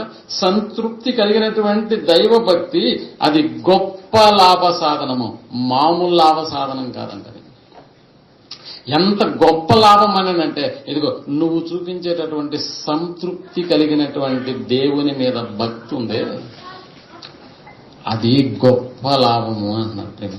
ఎంత గొప్ప లాభము అనంటే కింద చెప్తున్నాడు చూడండి, మనం ఈ లోకంలోనికి ఏమీ తీసుకుని రాలేదు, దీనిలో నుండి మనం ఏది తీసుకుని పోలేము. అంటే గొప్ప లాభ సాధనం అనేటటువంటిది ఎక్కడ దొరుకుతుంది నీకు? భూమి మీద ఉన్నప్పుడు దొరకదు అని అర్థం. ఎందుకంటే నువ్వు భూమి మీదకి వచ్చేసేటప్పుడు ఏమన్నా తీసుకొచ్చావా? లేదు. అదే భూమి మీద నుంచి మరలా నువ్వు వెళ్ళిపోయేటప్పుడు ఏమన్నా తీసుకెళ్ళగలవా? అందుకనే చెప్తున్నాడు, కాగా అన్న వస్త్రములు గలవారమై ఉండి వాటితో తృప్తి పొందుదుము. గొప్ప లాభ సాధనం ఏంటి? దైవభక్తి కలిగి ఉండి అందులో నిలకడగా ఉంటే నీకు గొప్ప లాభం అంటున్నాడు ప్రేమటువంటి. అంటే నిలకడ కలిగినటువంటి దైవ భక్తి మనలను ఒక గొప్ప లాభంలోనికి తీసుకెళ్తుందా? అవును. అంటే ఈ లోకానికి సంబంధించిన లాభం కాదా? కాదు. ఈ లోకానికి సంబంధించిన లాభం అయితే అది నీతోనే ఉంటుంది. కానీ నువ్వు ఒకరోజు ఈ లోకాన్ని విడిచిపెట్టి వెళ్ళాలి కదా, అప్పుడు నీతో వస్తుందా? రాదు. ఎందుకనంటే ఇదిగో ఈ భూమి మీదకు మనం వచ్చేటప్పుడు భూమి మీదకు ఏమీ తీసుకుని రాలేదు. ఇందులో నుంచి మనం వెళ్ళేటప్పుడు కూడా ఏమైనా తీసుకెళ్తామా? ఏమీ తీసుకెళ్ళం కదా. అందుకనే ప్రవక్తలు కూడా ఎలా ఆలోచించారో ఒకసారి యోబు గ్రంథాన్ని గురించి కూడా మనం ఆలోచించగలిగితే, యోబు యొక్క పరిస్థితిని గురించి ఆలోచిస్తే, యోబు అన్నటువంటి మాటలు చూడు ఎంత చక్కగా, ఈ మాటలు రాయబడక ముందే వారి జీవితాల్లో ఎలాంటి ఆలోచన ఉందో. మొదటి అధ్యాయం యోబు గ్రంథం 21వ వచనాన్ని మనం ఆలోచించగలిగితే, నేను నా తల్లి గర్భములో నుండి అది ఎలా వచ్చాను, ఈ లోకంలోకి నేను వచ్చేటప్పుడు నా తల్లి గర్భములో నుండి నేను దిగంబరినై వచ్చాను, దిగంబరినై అక్కడికి తిరిగి వెళ్తాను, దిగంబరినై వెళ్తాను, దిగంబరిగా వచ్చాను, దిగంబరినై వెళ్తున్నాను అంటున్నాడు. ప్రసంగి గ్రంథం 5వ అధ్యాయం 15వ వచనాన్ని కూడా మనం ఆలోచించగలిగితే ప్రేమటువంటి వాళ్ళం. ప్రసంగి గ్రంథం 5వ అధ్యాయం 15వ వచనాన్ని మనం ఆలోచించగలిగితే, వాడు ఏ ప్రకారముగా తల్లి గర్భములో నుండి వచ్చెనో ఆ ప్రకారముగానే తాను వచ్చినట్లే దిగంబరిగానే మరలా పోతాడు.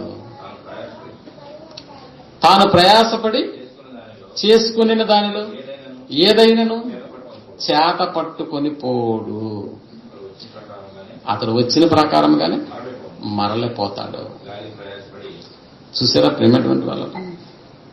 అందుకనే దైవభక్తి నిలకడ కలిగినటువంటి ఈ జీవితంలో మనం కలిగి ఉంటే ఓ గొప్ప లాభ సాధనంగా మారిపోతున్నది. గొప్ప లాభ సాధనంగా, పరిస్థితులకు అనుకూలంగా భక్తిని కనపరచడం కాదు, పరిస్థితులకు అనుకూలంగా. అనారోగ్యం వస్తే దేవుడు అనుకోవడం కాదు ప్రేమటువంటి వాళ్ళు. ఆరోగ్యంలో ఉన్నప్పుడు కూడా దేవుడే, కష్టాలలో ఉన్నప్పుడు దేవుడా కాదు, సుఖంలో ఉన్నప్పుడు కూడా దేవుడు కావాలి, సుఖంలో ఉన్నప్పుడు కూడా దేవుడు కావాలి. పాజిటివ్లోనే దేవుడు కాదు ప్రియమైనటువంటి వాళ్ళ, నెగిటివ్లో కూడా దేవుడే అనే సంగతిని నువ్వు చూపించగలగాలి. అందుకని చూడండి, అదే తిమోతికి రాసిన మొదటి పత్రిక 4వ అధ్యాయం 8వ వచనాన్ని మనం ఆలోచించగలిగితే ఎంత గొప్ప లాభ సాధనంగా మనం కలిగేటటువంటి నిలకడ కలిగినటువంటి భక్తి ఎంత గొప్ప లాభ సాధనంగా మారిపోతుందో చెప్తున్నాడు. 4వ అధ్యాయం 8వ వచనం, శరీర సంబంధమైన సాధకము కొంచెము మట్టుకే ప్రయోజనకరమగును. శరీర సంబంధమైన సాధకము కొంచెం మట్టుకే ప్రయోజనకరమవుతుంది, కానీ అదిగో దైవ భక్తి. ఏ భక్తి? అవసరానికి చూపించే భక్తి కాదు సుమా, అవసరం తీరిన తర్వాత వదిలేసేటటువంటి భక్తి కాదు సుమా. దైవ భక్తి, నిలకడ కలిగినటువంటి దైవ భక్తి ఇప్పటి జీవము విషయములోను, ఇప్పటి జీవము విషయంలోను, ఇప్పటి జీవము విషయములోను, రాబోవు జీవము విషయములోను వాగ్దానముతో కూడినందున అది అన్ని విషయములలో ప్రయోజనకరమై ఉన్నది. అన్ని విషయములలో ప్రయోజనకరం. ఇప్పటి జీవం కానివ్వండి, రాబోయేటటువంటి జీవం కానివ్వండి. ప్రియమైనటువంటి వాళ్ళరా, సంతుష్టి సహితమైనటువంటి దైవ భక్తి, నిలకడ కలిగినటువంటి దైవ భక్తి మనకు ఇప్పటి జీవిత విషయంలో కానివ్వండి, రాబోయేటటువంటి జీవన విషయంలో కానివ్వండి, అది ప్రయోజనకరమై ఉన్నది. అంటే ఒక మహాలోకాన్ని నిలకడ కలిగినటువంటి దైవ భక్తిని మనం కనపరిస్తే భూమి మీద ఒక మహా ఉన్నతమైనటువంటి లోకంలోకి మనల్ని తీసుకెళ్లేటటువంటి అవకాశం ఏర్పడుతుంది. దేవుడు ఇచ్చినా దేవుడు ఇవ్వకపోయినా ఆ భక్తి మనలో కనిపించాలి ప్రియమైనటువంటి వాళ్ళు. షడ్రకు, మెషకు, అబేద్నెగోలు దేవుణ్ణి గూర్చినటువంటి ఆ భక్తి విషయంలో మనం ఆలోచించగలిగితే, మమ్మల్ని దేవుడు రక్షింపకపోయినను సరే అన్నారంటే ప్రియమైనటువంటి వాళ్ళ ఆ భక్తి యొక్క నిలకడ మనం అర్థం చేసుకోగలిగితే, ఇందును బట్టి రాజా మేము మీకు ప్రత్యుత్తరం ఇవ్వవలసినటువంటి అవసరత లేదు, మా దేవుడు రక్షించుటకు సమర్థుడు. ఒకవేళ రక్షింపకపోయినను మేము ఆ విగ్రహములకు మొక్కము. ఏంటి ఆ భక్తి?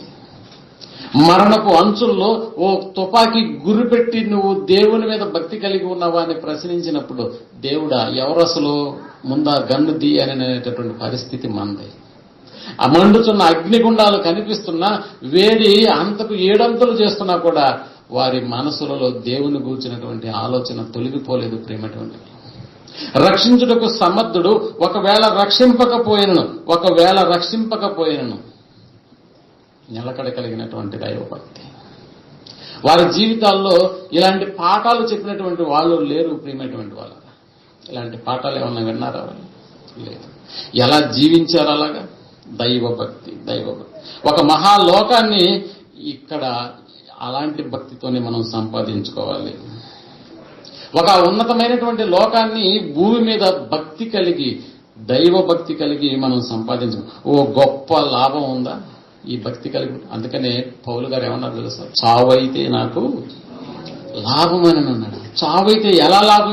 ఇదిగో నేను నిలకడ కలిగినటువంటి దైవభక్తిని కలిగి ఈ లోకమందు జీవించాను కాబట్టి. నిలకడ కలిగినటువంటి దైవభక్తిని.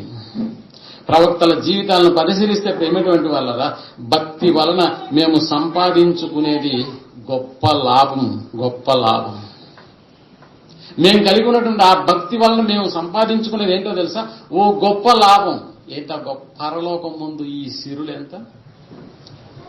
మనం పోయేటటువంటి పరలోకం ముందు మనకున్నటువంటి ఆస్తి పాస్తులు ఎంత? ఒక్కసారి ఆలోచించండి ప్రియమైనటువంటి వాళ్ళు. అందుకనే వారి జీవితాల్లో పరలోకాన్ని ఊహించుకున్నారు కాబట్టి ఓ దేశాన్ని కలిగి ఉన్నటువంటి అబ్రహాం గారే పునాదులు గల ఆ పట్టణం కొరకు ఏం చేశాడంట? ఆయన ఎదురు చూశాడంట. ఒక దేశమే ఉందా అబ్రహాం గారికి భూమి మీద? ఓ దేశమే ఉంది ప్రియమైనటువంటి వాళ్ళ. దేశాన్ని కలిగినటువంటి అబ్రహాం గారే ఆ పునాదులు కలిగినటువంటి ఆ మహాపట్టణం కొరకు ఎదురు చూశాడని అంటే వారి జీవితాల్లో నిలకడ కలిగినటువంటి దైవ భక్తిని ప్రదర్శించారు. పౌలు గారి జీవితాన్ని చూడండి. ఆయన ఎలాంటి భక్తిని కనపరిచాడో ఏ స్థితిలో ఉన్నా కూడా. ఫిలిప్పీయులకు రాసిన పత్రిక 4వ అధ్యాయం 11 నుంచి మనం ఆలోచించగలిగితే ప్రేమటువంటి వాళ్ళు. నాకు కొదువ కలిగి ఉన్నందున నాకేదో అవసరత వచ్చిందని మీకేదో చెప్తున్నానని మీరు అనుకోవద్దు. నాకు కొదువ కలిగి ఉన్నందున నేను ఇలాగూ చెప్పుటలేదు. నేను ఏ స్థితిలో ఉన్నాను ఏ స్థితిలో చెప్తున్నాను కదా, నేను ఏ స్థితిలో ఉన్నాను ఆ స్థితిలో సంతృప్తి కలిగి నేర్చుకొని ఉన్నాను. సంతుష్టి సహితమైన దైవభక్తి. ఏ స్థితిలో ఉన్నాను అని అంటున్నాడంటే ఏ స్థితి?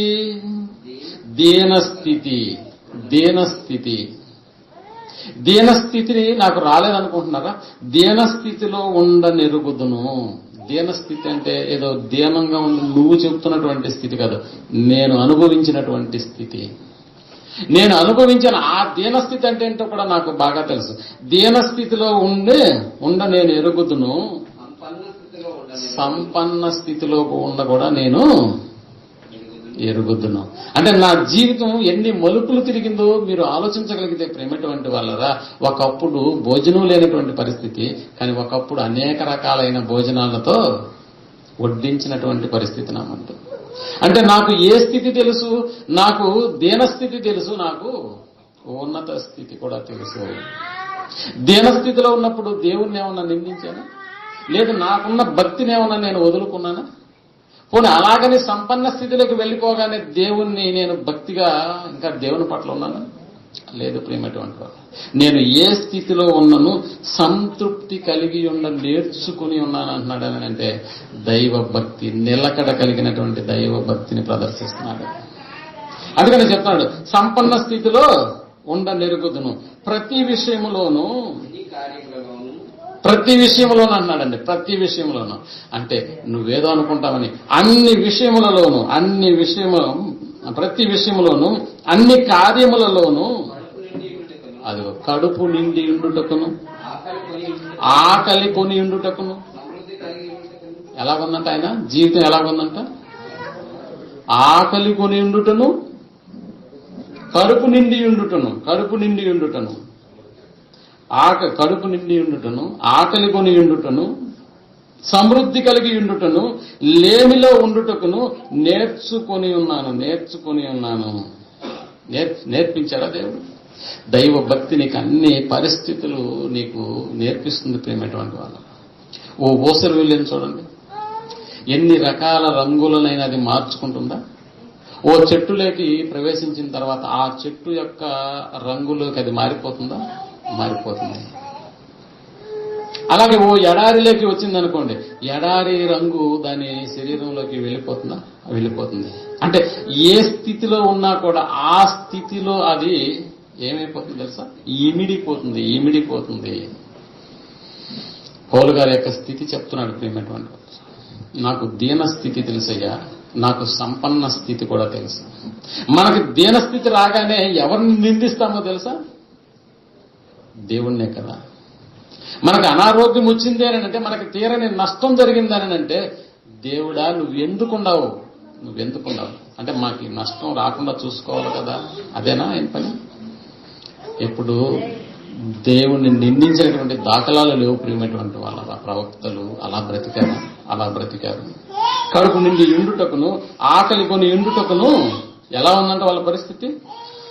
ఆకలి కొని ఎండుటకును, సమృద్ధి కలిగి ఉండుటకును, లేనిలో ఉండుటకును నేర్చుకొనుచున్నాను అన్నారు ప్రేమ. అందుకనే ప్రేమటువంటి వాళ్ళరా భక్తి, నిలకడ కలిగినటువంటి దైవ భక్తి ఏ మేర మన జీవితంలో కనిపిస్తుంది? మహనీయుడైన యేసు ప్రభుల వారిని మనం ఆలోచించగలిగితే తన జీవితం అంతా విషాద గాదేనా? శరీరధారి ఉన్న దినములలో అన్నాడండి. ఓ 12 ఏళ్ల వయసులో బాగున్నాడండి యేసు ప్రభుల వారని చెప్పగలమా? ఓ 14 సంవత్సరాల వయసులో బాగున్నాడని చెప్పగలమా? ఓ 22 సంవత్సరాల కాలంలో ఆయన హ్యాపీగా అన్ని ఆడుకుంటూ తన యవనస్తులతో గడిపాడని చెప్పగలమా? లేదు. అందుకనే చెప్తున్నాడు శరీరధారి అయిన దినములలో అన్నాడు. శరీరధారి అయిన దినములలో ఎలా ఉందంట? ఫిబ్రవరి 5:7 మహారోదన, కన్నీళ్లు. చూసారా ప్రేమటువంటి యేసు ప్రభుల వారి జీవితాన్ని ఆలోచిస్తే నిలకడ కలిగినటువంటి భక్తి మనకి కనిపిస్తుందా లేదా? యేసు యొక్క జీవితాన్ని నువ్వు ఆలోచించే, అది ఏ స్థితిలో అయినా కూడా స్థిరత్వం అంటే యేసు వైపు చూడాలి ప్రేమటువంటి వాళ్ళను. క్రీస్తును గూర్చినటువంటి ఆలోచన తన శిశువులను వెంట పెట్టుకుని తిరుగుతున్నటువంటి కాలాలలో పేతురు గారు యేసు ప్రభుల వారు ఎక్కడ ఉంటారు ఇప్పుడు అని అడిగితే, ఇప్పుడు టైం ఎంత అయింది అంటారు పేతురు. 7-8 అయింటదండి రాత్రి అని అంటే, ఖచ్చితంగా ఆయన ఒలీవల కొండ మీదనే ఉంటాడు, నో డౌట్, ఎత్తుకుపోండి అంటే. మరి ఏకజామం అయింది కదా, 4-5 గంటలు అవుతుంది కదా, ఖచ్చితంగా అరణ్యంలో వెళ్ళిపోయి ఉంటాడు. అంటే చూడండి ప్రేమ, యేసు ప్రభుల వారి యొక్క స్థితి ఎలా ఉంది అని అంటే, ఏమనండి 2-3 రోజులు ఒలీవ కొండకి వెళ్ళాడు, ఆ తర్వాత ఈ రోజు వెళ్ళాడో లేదో మాకు తెలియదు అనేటటువంటి పరిస్థితి ఏమన్నా కనిపిస్తుందా? లేదు. మరి ఇప్పుడు 8-9 అయింది కదా, ఉదయం ఎక్కడ ఉంటాడని అంటే, ఏ పట్టణంలోనో ఏ గ్రామంలోనో వెళ్ళి ఏం చేస్తుంటాడు ఆయన? సువార్తను ప్రకటన. అంటే టైం టేబుల్ ఇలా ఫిక్స్ అయిందా యేసు ప్రభుల వారికి? ఒకసారి చూడండి లూకా రాసిన సువార్త. యేసు ప్రభుల వారి యొక్క దినచర్యను మనం ఆలోచిస్తే ప్రేమటువంటి వాళ్ళు 21వ అధ్యాయం 37వ వచనాన్ని మనం ఆలోచించగలిగాం. లూకా రాసిన సువార్త. ఆయన ప్రతి దినము పగటి యందు దేవాలయములో బోధించుచు. ప్రతి దినమా? ఒక దినమా? ప్రతి దినము. అంటే ఈ పరిస్థితులు ఎలా మారినా కూడా, తనకు అనుకూలంగా మారినా తనకు ప్రతికూలంగా మారినా, దేవుని యొక్క మీద ఉన్నటువంటి భక్తి ప్రేమటువంటి వాళ్ళట. వర్షం వస్తే మనం ఏం చేస్తాం ఈరోజు? అంతేనా? కానీ ప్రతి దినం అని రాయించాడు యేసు ప్రభుల వారి యొక్క జీవితంలో. ప్రతి దినం అని రాయించాడు. ప్రతి దినము పగటి యందు దేవాలయంలో బోధించుచు, రాత్రి వేళ ఒలీవల కొండకు వెళ్ళుచు కాలము గడుపుచుండెను. ఎలా గడిపింది? ప్రతి దినము 33.5 సంవత్సరాలలో దేవుని పరిచర్యను ప్రారంభించినటువంటి దినాలను గురించి మాట్లాడుతున్నాడు ప్రేమటువంటి. అనారోగ్యం ఉన్నా వదిలిపెట్టాడా? లేదు. ఆరోగ్యంగా ఉన్నాను కదా ఈరోజు వద్దులే అనుకున్నాడా? లేదు ప్రేమటువంటి వాళ్ళ. ప్రతి దినము దేవాలయంలో బోధించుచు. ఎప్పటి వరకు ఇలాంటి కార్యక్రమం కొనసాగిందో తెలుసా? నిలకడగా ఉండేటటువంటి భక్తి, దైవ భక్తి ఎప్పటి వరకు కొనసాగించాలో తెలుసా? శిలువ మీద వరకు యేసు ప్రభుల వారు. ఆయన ఎప్పటి వరకు కొనసాగించాడంటే శిలువ మీద తన ప్రాణాన్ని పోయేంత వరకు ఇది జరిగిందా అంటే అవును. మరి మన టైం టేబుల్ మన జీవితంలో ఎన్ని ఆదివారాలు దేవుణ్ణి ఆరాధించడానికి మిస్ అయ్యాం ఆలోచించండి. నిలకడ కలిగినటువంటి భక్తి, ప్రాథమికమైనటువంటి సూత్రాలనే మనం వదిలేస్తే దేవుడు మన వైపు ఎలా చూస్తాడు ప్రియమైనటువంటి వాళ్ళ? ప్రాథమికమైనటువంటి విషయం కదా, సమాజంగా కూడుకోవడం అనేటటువంటిది ప్రాథమికమైనటువంటి చర్య కాదా ఇది? ప్రతి దినము వారు తప్పక కూడుకొనుచు రొట్టె విరిచేటటువంటి కార్యక్రమం జరుగుతుంది. అపోస్తుల బోధ, సహవాసము, ప్రార్థన, రొట్టె విరిచేటటువంటి ప్రతిదీ ఎడతెగక జరిగించేటటువంటి ప్రాథమికమైనటువంటి సూత్రాన్ని కూడా పక్కన పెట్టేస్తున్నాం. కష్టమా? పోనీ ఇది జరిగించడానికి నువ్వేమైనా చెల్లించవలసింది ఏమైనా ఉందా? లేదు కదా. అందుకని ప్రియమైనటువంటి వాళ్ళరా ఆలోచన చేయాలి. యేసు ప్రభుల వారి స్థితిని మనం గమనించగలిగితే ఆ శిలువ యాగం వైపు ఒక్కొక్క కొరడ దెబ్బలు కొడుతున్న వారిని చూసి కూడా తన భక్తిని వదులుకున్నాడా? తండ్రి వీరేం చేయుచున్నారో వీళ్ళు ఎరుగురు అంటున్నాడే. భక్తిని వదులుకోలేదు ప్రియమైనటువంటి వాళ్ళ. నిలకడ కలిగినటువంటి దైవ భక్తిని ప్రదర్శిస్తున్నాడు ప్రతి విషయంలో. యేసు క్రీస్తుల వారి యొక్క భక్తి ఎంత నిలకడగా ఉందా? అవును, ఎంత నిలకడగానే ఉంది. ఈరోజు నేను వెళ్ళలేకపోయాను అన్న కొరత మన జీవితంలో ఉండకూడదు ప్రియమైనటువంటి వాళ్ళు. ఈరోజు నేను ఆరాధనకు వెళ్ళలేకపోయానన్న కొరత, ఈరోజు తరగతికి నేను అటెండ్ కాలేకపోయానన్న కొరత మన జీవితంలో ఎప్పటికీ ఉండడానికి వీరలేదు. సూర్యుడిని చూడండి, ఎంత నిలకడగా ఉన్నాడు. 6 గంటలైతే కరెక్ట్ గా ఎక్కడ ఉండాలి అక్కడే ఉంటాడా? 12 గంటలకి ఎక్కడ ఉండాలి అక్కడే ఉంటాడా? చంద్రుడిని మీరు గమనించండి, ఎన్ని దినాలలో భూమికి వెన్నెలనివ్వాలి, నిలకడగా ఉందా? ఆయన వెలుగులో నిలకడుందా? సూర్య కాంతిలో నిలకడుందా? సూర్యునిలో నిలకడుందా? కాలాలలో గమనాలు నిలకడగా వస్తున్నాయా? గాలి ఎటు నుంచి వస్తుందో, ఎటు నుంచి పోతుందో దానికి నిలకడ ఉందా? ఉంది. కానీ నిలకడ కలిగినటువంటి బ్రతుకులు కలిగినటువంటి మన బ్రతుకుల్లో నిలకడ అనేటటువంటిది ఎందుకు లేదు ప్రియమైనటువంటి వాళ్ళు? ఆలోచన చేయండి ఒకసారి. నిలకడ కలిగేటటువంటి ఒక పరిస్థితి మన జీవితాల్లో ఉన్నా కూడా ఎందుకు నిలకడ లేకుండా బ్రతుకుతున్నాం మనం? దైవభక్తి గొప్ప లాభసాధనం కదా, బహు లాభసాధనం కదా. బ్రతికుండగా సంపాదించుకున్నవన్నీ మనం ఏం చేస్తున్నామని అంటే, ఇదిగో బ్రతికుండగా ఇల్లు సంపాదించుకున్నాం, బ్రతికుండగా ఆస్తి సంపాదించుకున్నాం, బ్రతికుండగా మనుషులు సంపాదించుకుంటున్నాం. కానీ వీటన్నిటిని ఏం చేస్తున్నాం? ఒకరోజు అన్నిటినీ చచ్చిపోయిన తర్వాత అన్నిటినీ వదిలేసుకుని వెళ్తున్నాం కదా.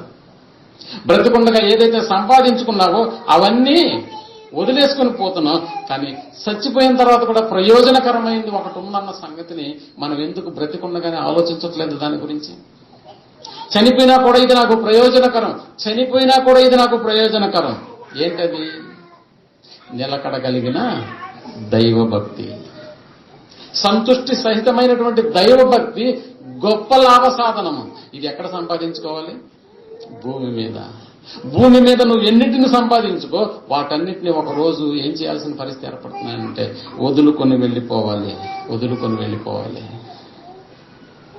గొప్ప లాభ సాధనమైనటువంటి దైవ భక్తిని ఇక్కడ సంపాదించుకుంటేనే ఆ భక్తిని చూసి కదా దేవుడు మనకేమి ఇవ్వాలనుకుంటున్నాడు? పరలోకాన్ని ఇవ్వాలనుకుంటున్నాడు. ఆ భక్తిని చూసి కదా, ఆ భక్తిని చూసే నీకు పరలోకపు ప్రవేశాన్ని కలుగజేయాలనుకుంటున్నాడు. సంపాదించుకున్నవన్నీ సచ్చి వదిలేస్తే, సచ్చినా కూడా మనకు ఉపయోగపడేది భక్తి కాదంటారా ప్రియమైనటువంటి వాళ్ళు? చచ్చిపోయినా కూడా మనకు ఉపయోగపడేది భక్తి కాదా? ఆ భక్తిని ఏదో నాకు దేవుడు మేలు చేస్తేనే నేను కలిగి ఉంటాను అనుకోవడం ఎంత అవివేకం ఆలోచించేయండి. చచ్చిపోయినా కూడా ఉపయోగపడేటటువంటి ఆ భక్తినే మనం బ్రతికుండగానే వదిలేస్తున్నాం. ఆదివారం అంటే దేవుడు జ్ఞాపకం రావట్లేదు నీకు, బుధవారం అంటే తరగతి జ్ఞాపకం రావట్లేదు, దేవుని కార్యక్రమం అంటే ఏమైపోతున్నావో తెలుసా? వదిలేస్తున్నాం ప్రేమటువంటి వాళ్ళు, వదిలేస్తున్నాం. దేవుడు వదిలేస్తాడు మనల్ని కూడా ఎప్పుడో తెలుసా? మరణించిన తర్వాత. మరణించి అన్ని వదిలేస్తున్నాం. మరణించి అన్ని వదిలేస్తున్నాం. మరణం తర్వాత ప్రయోజనకరమైనటువంటి దానిని బ్రతుకుండగానే మనం ఏం చేస్తున్నాం అని అంటే వదిలేస్తున్నాం. ప్రేమటువంటి వాళ్ళు అలా వదలడానికి లేదు. అందుకని సరిదిద్దుకున్నాం మన జీవితంలో. క్రీస్తు విషయంలో కష్టాలలో కూడా ఉండి యేసు ప్రభుల వారు ఎలాంటి మాటలు మాట్లాడాడో మనకు తెలుసు. వీళ్ళు ఏం చేస్తున్నారు, తన మీదకి దొంబిగా వచ్చిన, తన తలకు ముళ్ళ కిరీటం పెట్టిన, తన దుస్తులను పంచుకున్నా కూడా వారిని గురించి అంటున్నటువంటి మాట మనకి జ్ఞాపకం లేదా? వీళ్ళు ఏం చేస్తున్నారు వీళ్ళకి తెలియదు తండ్రి. అయినా వీరిని క్షమించినటువంటి మాట ఇటు కష్టకాలాలలో సైతం దేవుని మీద ఉన్నటువంటి భక్తిని కనపరిచినటువంటి మహానుభావుడు. అందుకని యేసు వైపు చూసుకునేటటువంటి విధానాన్ని మనకు కనపరిచిన దేవుడు అని అంటే యేసు ప్రభుల వారి భక్తి మనకందరికీ ఆదర్శం అవ్వాలి ప్రేమ. అందుకనే ఈ జీవితంలో నిలకడ కలిగినటువంటి దైవ భక్తిని మనం కలిగి ఉండలేదా? ఆ భక్తే లేనప్పుడు నిన్ను పరలోకానికి తీసుకోవడం ఎందుకని అంటున్నాడు దేవుడు. ఆ భక్తి నువ్వు కనపరిచినప్పుడు నిన్ను ఎందుకు తీసుకోవాలి? ఆ భక్తి ఉంటేనే కదా అది రాబో జీవం విషయంలో కూడా మనకు ఎలా ఉందని మాట్లాడుతున్నాడు, ప్రయోజనకరము. రాబో జీవితంలో కూడా ప్రయోజనకరమైనటువంటిది మనం కలిగి ఉండవలసినటువంటి దైవ భక్తి. ఆ భక్తిలో మనం నిలకడగా ఉండడం నేర్చుకోవాలి ప్రియమైనటువంటి వాళ్ళు. ఎప్పుడైనా వదిలేస్తావేమో జాగ్రత్త. దేవుడు లెక్కలు చూసుకునేటటువంటి వాడు. ఆ లెక్కలలో నువ్వు మిస్ అవుతావేమో జాగ్రత్త. నిలకడ కలిగినటువంటి దైవ భక్తి మనలో ఉందా లేదా ఒక్కసారి ఆలోచించాలి. అవసరానికి దేవుడు అనుకుంటున్నావా? అనారోగ్యం వరకే దేవుడు వస్తే సరిపోతుంది అనుకుంటున్నావా? లేదు, వీటన్నిటిని విడిచిపెట్టాలి ప్రియమైనటువంటి. సంపన్న స్థితి పౌలుకు తెలుసు అంటున్నాడు, దీన స్థితి నాకు తెలుసు అంటున్నాడు, కడుపు నిండి ఉండడం నాకు తెలుసు అంటున్నాడు, కడుపు మార్చుకొని ఉండడం నాకు తెలుసు అంటున్నాడు. ఏ స్థితిలో ఉన్నా ఆ స్థితిలోకి వెళ్ళిపోయేటటువంటి పరిస్థితి నేను ఎందుకు తెచ్చుకున్నాను తెలుసా? దైవ భక్తి. దేవుని వైపు చూస్తున్నాను కాబట్టి.